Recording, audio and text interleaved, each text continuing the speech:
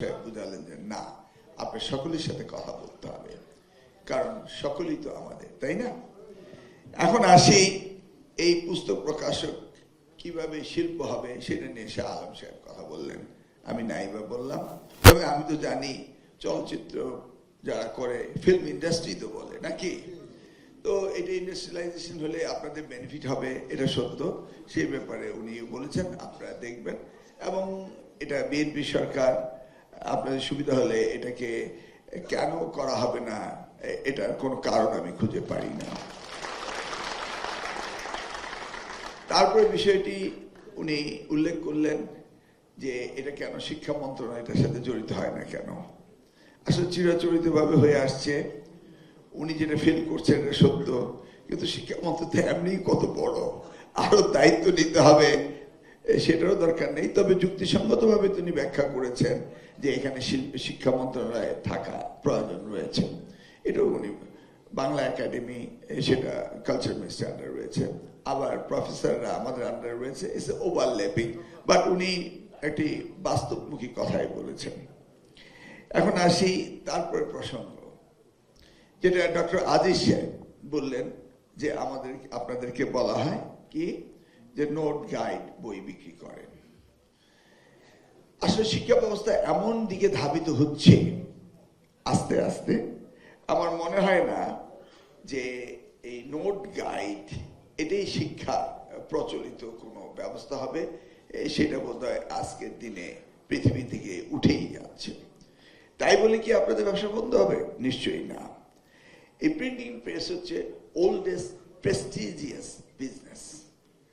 একদম আদিকালে বাংলাদেশ বা east Pakistan British আমলে, ধরুন ব্রিটিশের সময়ে কলকাতায় প্রিন্টিং প্রেসের মালিক ছিলেন মুরাদনগরের একজন ভদ্রলোক। উনার সাথে মেহমান হয়ে আসছিলেন আমাদের জাতীয় কবি কাজী নজরুল ইসলাম, এবং সেই রাত্রেই তিনি প্রেমে পড়ে বিয়ে করেছিলেন নার্গিসকে। এবং উনার প্রিন্টিং প্রেস ছিল কলকাতায়, সেখান থেকে বেড়াতে এসেছিলেন আমাদের মুরাদনগরে। তো it is a very prestigious business, আর আপনারা সেই বিজনেসে আছেন যেটা আমাদের এই সমাজকে জাতিকে শিক্ষিত করেছিল বই পুস্তকের মধ্য দিয়ে। তাহলে এই গাইড বই নিয়ে অনেক গল্প রয়েছে। আমি যখন 2001 থেকে 2006 পর্যন্ত ছিলাম, সেই সময় আমি গাইড নোট বই একদম টোটালি আমি বন্ধ করে দিয়েছিলাম এবং চেয়েছিলাম সৃজনশীল লেখাপড়া হোক, ছাত্রছাত্রীরা লেখাপড়ায় থাকুক। এখন কিন্তু 2001 সাল না, এটা 2026 সাল। এখন মাননীয় মন্ত্রী তিনি বললেন যে আমরা ট্যাব ব্যবহার করছি, মডার্নাইজ করছি সবকিছু।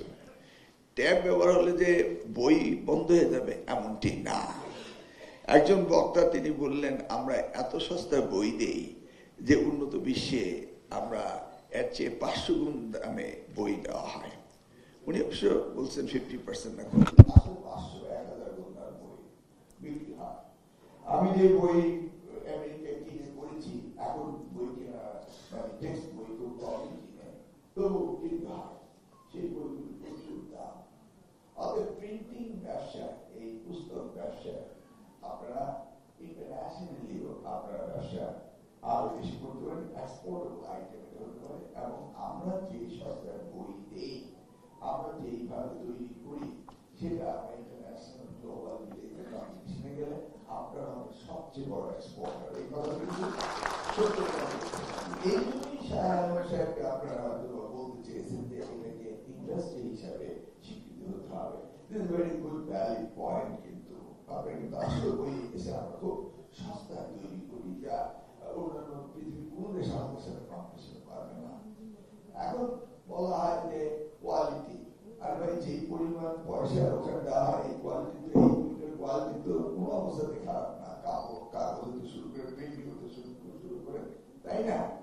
এই ধরনের বই একটু খরচ পাবে, কিন্তু তবু বিশ্বমানের বই হতে হলে অনেক খরচ কম হবে, সেটা খুব জরুরি ব্যাপার দেখতে হবে।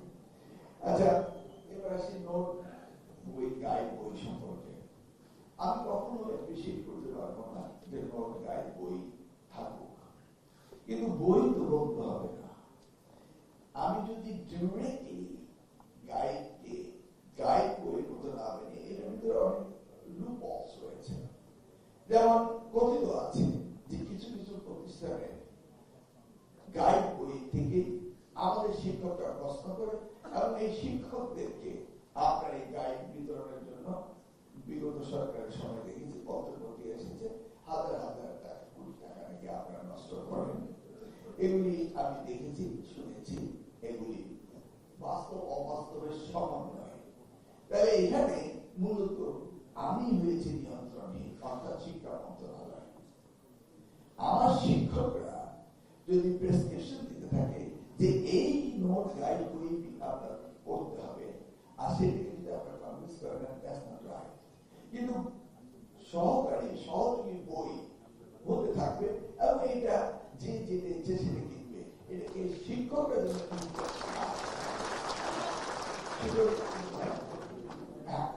সব জায়গা হচ্ছে এই কোয়ালিটি কম্পিটিশন হতে হবে। কিন্তু এইখানে যে কারচুপিটা হচ্ছে, এই কারচুপিটার নিয়ন্ত্রণ কিন্তু আমাকে করতে হবে, আপনারা না। অতএব আমার দোষ আপনাদের ঘরে চাপিয়ে দেওয়ার কোনো কারণ থাকতে পারে না, বরং এই কথা স্বীকার করতেই হবে। আপনারা যদি সাহায্য না করেন, সহায়ক না হন, তাহলে আমরা সবার মতো বই কখনো দিতে পারবো না। আমি 2001 সালে দায়িত্ব পেলাম এনসিটিভি, তখন বই যখন ছাপাতে গেলাম, তখন এর আগে পুস্তিকা সালমান এফ রহমানের কোম্পানি বই দিত এবং আগস্ট মাসে 2001 সালে বই দিতে পারেনি। কেন পারেনি? আপনারা সহযোগিতা করেননি। কেন? ওই সময় ওই সরকার 6টি প্যাকেজ বানিয়ে সালমান এফ রহমানের পুস্তিকাকে সব বই দিয়ে দিয়েছিল। And it is a very big industry. এখানে লক্ষ লক্ষ শ্রমিক বাইন্ডিং হতে শুরু করে, প্রিন্টিং প্রেস হতে শুরু করে, এরা এই জায়গায় রয়েছে এবং সরকারের একটি নৈতিক দায়িত্ব রয়েছে এই প্রিন্টিং প্রেস প্রকাশক হতে শুরু করে সকলকে সহযোগিতা করা, তাই না? তো আমি এসে, তখন তো আমাদের বইয়ের টাকা দিত বিশ্ব ব্যাংক হতে, বাইরে থেকে ডোনাররা দিত।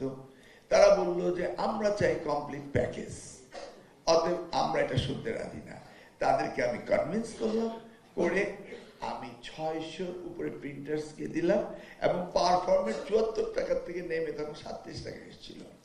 আপনারা তো বই পাঠিয়েছিলেন, আপনারা তো বই দিয়েছিলেন, তাই না?